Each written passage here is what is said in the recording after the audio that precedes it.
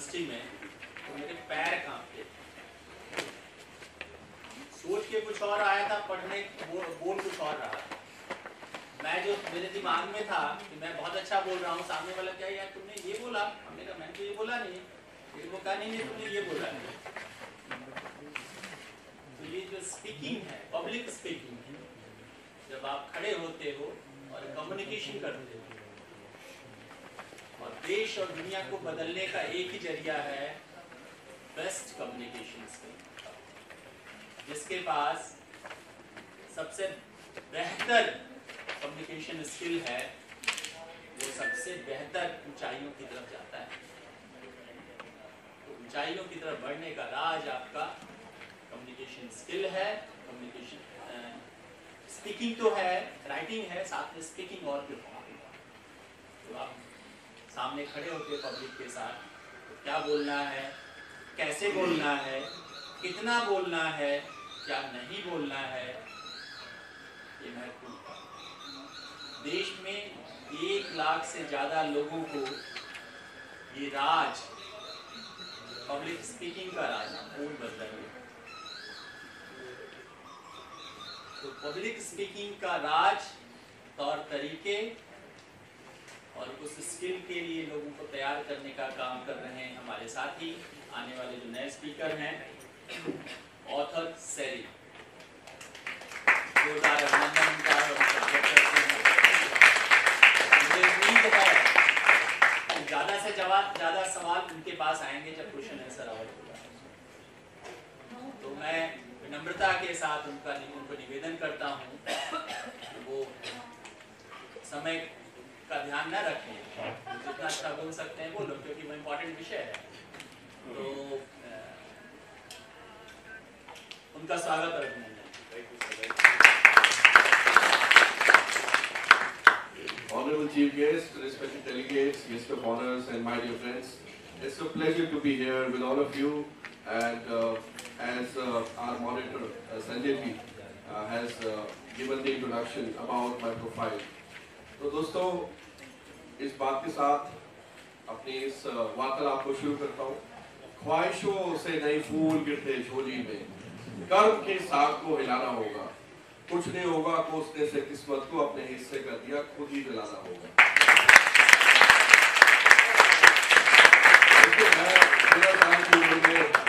मेरे पिताजी बैंकरप्ट हो गए थे, मैं कॉन्वेंट स्कूल में पढ़ाई कर रहा था, मैं रेस्टिगेट हो गया था स्कूल से, मेरे पिताजी मेरे स्कूल की फीस नहीं दे कर पाए थे।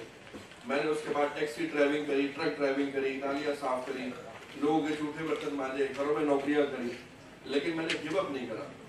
12वीं क्लास में जब मैंने पढ़ाई करी तो उस पर 2 सब्जेक्ट में डिस्टिंक्शन आई, जिसमें पहला सब्जेक्ट था इकोनॉमिक्स और दूसरा था अंग्रेजी। So I secured 88% in economics and 84% in English. सबकी अपनी अपनी सच्चाई है, पर सवाल ये है कि क्या आप में वो काबिलियत है अपनी सच्चाई को दुनिया के आगे पेश करने के लिए। And that is the real art of expression, ladies and gentlemen. So I help people hone their public speaking skills, improve their state confidence, and I'm on a mission to create 1 million public speakers in India by 2030. I do not want to be another diaspora. मैं हिंदुस्तान छोड़ के बाहर पैसा कमाने नहीं जाना चाहता, मैं चाहता हूँ हिंदुस्तान में हिंदुस्तान के लिए काम करूँ, बिकॉज ईश्वर ने, अल्लाह ने, वाहिगुरु ने मुझे वो काबिलियत बख्श दी है कि आज अगर आप में से किसी को पब्लिक स्पीकिंग सीखनी हो तो मैं सिखाता हूँ। और इंटरेस्टिंग बात बताता हूँ, अगर आप यूथ है, आपकी उम्र 25 साल से कम है, मैं आपको फ्री सिखाऊंगा। और ये पब्लिक फोरम में इसलिए बोल रहा हूँ ताकि मैसेज दूर तक जाए। अगर आप में से किसी को सीखना है तो उसके माइंड में बात आ जाए कि यार मैं घबरा रहा हूँ, मैं परेशान हो रहा हूँ, मुझे एंग्जाइटी फील हो रही है, मुझे डिप्रेशन फील हो रहा है, मुझे जिटरी फीलिंग हो रही है, मैं किसको कांटेक्ट करूँ, किससे बात करूँ? आप मेरे से बात कर सकते हैं। मैं आपसे कुछ चार्ज नहीं लूंगा, मैं आज तक कुछ चार्ज नहीं लिया यूथ से बात करने के लिए। बस एक ही एजेंडा होता है कि बस आपको टाइम अवेलेबिलिटी हो और आप अपॉइंटमेंट लेके मिले, हम जरूर मिलते हैं। दूसरा इंपॉर्टेंट बात मैं आपके साथ जो डिस्कस करना चाहता हूँ वो ये है कि देखिए देश भर में हमारे पास क्या है, सॉफ्ट पावर है। हिंदुस्तान की जो पॉपुलेशन, अभी अंशुमन भी ये जिक्र कर रहे थे कि 65% of the population in India is youth. तो अकॉर्डिंग टू सेंसस 145 करोड़ की पॉपुलेशन है, तो youth is a driving factor. पर प्रॉब्लम पता है क्या आ रही है, प्रॉब्लम यह है कि यूथ अलाइंड नहीं है। और अलाइनमेंट कैसे होगा? 3 चीजों से, माइंडसेट, बिलीव्स और हैबिट्स। और इन 3 चीजों को करने के लिए आपको क्या चाहिए? डिसिप्लिन, कंसिस्टेंसी, परसिस्टेंसी, और इंपॉर्टेंटली क्या चाहिए आपको? आपको चाहिए कैपेसिटी बिल्डिंग। ये नया शब्द दे रहा हूं आपकी डिक्शनरी में आज, कैपेसिटी बिल्डिंग। आपको नया घर लेना है बहुत बड़ा, आपको देश के कैबिनेट में जाना है, आपको बहुत बड़ा व्यापारी बनना है, आपको स्टार्टअप यूनिकॉर्न खड़ा करना है, कैसे करोगे? तो capacity building will help you to decide how to pursue that journey. आपको वो स्किल कौन कौन से चाहिए जिस स्किल की बदौलत आप उस जर्नी को पूरा कर सकते हो, अकम्प्लिश कर सकते हो। और तीसरा, आपके अंदर वो पैशन कहां से आएगा, ठीक है ना? तो success is not about the genetics, it's about the clarity of thoughts. तो क्लैरिटी ऑफ थॉट कहां से आएगा? इसी के बारे में आपको अपने आप को समझना है। यही जर्नी है। तो जो यूथ है ना, उसमें जो 3 शब्द है पहले, यू। तो सबसे पहले आपका वाई, ठीक है? सबसे पहले आपका वाई, कि आप कोई भी काम करना चाह रहे हो, why you want to do it. The bigger the why, the easier the how. जितना बड़ा आपका why होगा ना, how उतना आसान हो जाएगा। Think about it. और दूसरा है optimism. O is optimism. ठीक है? नकारात्मकता हमारे आसपास है, आग लगी हुई आसपास हमारे, उस आग से बचना है। वो लोगों के थ्रू आएगी आपके पास, है ना? वो विचारों के थ्रू आएगी आपके पास, वो पर्सपेक्टिव के थ्रू आएगी आपके पास, और तो और आपके अंदर से खुद ही आएगी। जब आपका न्यूट्रिशन इम्बैलेंस होगा ना, खुद ही आएगी। If there is no enemy within, the enemy outside can not harm you. तो आपके अंदर से जो नकारात्मकता आ रही है, वो कैसे मैनेज करोगे आप? वही है ऑप्टिमिज्म। और उसको मैनेज करने के लिए आपका मेंटल वेलबीइंग स्ट्रांग होना चाहिए, आपका मेंटल स्ट्रेंथ क्रिएट होना चाहिए। और तीसरा है यूनिवर्सल। कुछ ऐसा काम करो कि जो यूनिवर्सली लोगों के काम आ जाए। जैसे भगवान की अनुकंपा से मैं इस पब्लिक स्पीकिंग के फील्ड में आ गया, जिसमें मैं लोगों की हेल्प कर रहा हूँ to improve their stage confidence या to do public speaking in larger audience.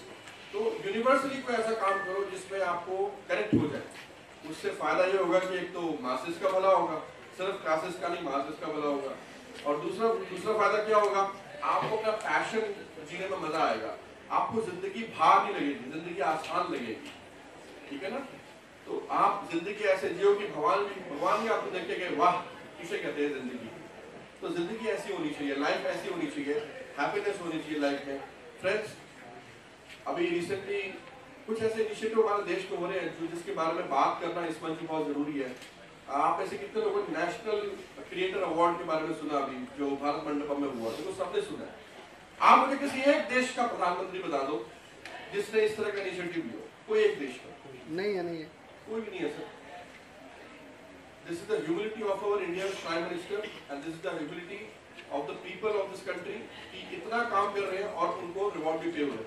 So this is Bharat, ये है भारत, ये है नया India, and we all are responsible for the growth of this country. अभी मैं रिसेंटली एक एनजीओ के लॉन्च पे गया था। छोटे छोटे बच्चे थे जी, 7 साल 8 साल के बच्चे थे, छोटे छोटे। अब उनसे वहाँ पे जो मॉडरेटर पूछ रहे हैं, आप बताओ क्या बनोगे, आप बताओ, खड़े हो जाओ, सर को बताओ आप क्या बनोगे। सर मैं इंस्पेक्टर बनूंगा। आप बताओ आप क्या बनोगे। सर मैं IAS ऑफिसर बनूंगा। ऐसा रटवा रखा उनको, ठीक है। और मुझे लगा कि शायद ये थोड़ा फ्लूक लगा, बच्चों को ऐसे रटवा दिया इन्होंने। मैंने पूछ भी लिया, मैंने कहा बेटा IAS ऑफिसर बनने का प्रोसेस पता है आपको? 12 साल का बच्चा था, आप यकीन नहीं मानोगे उसने प्रोसेस बताया।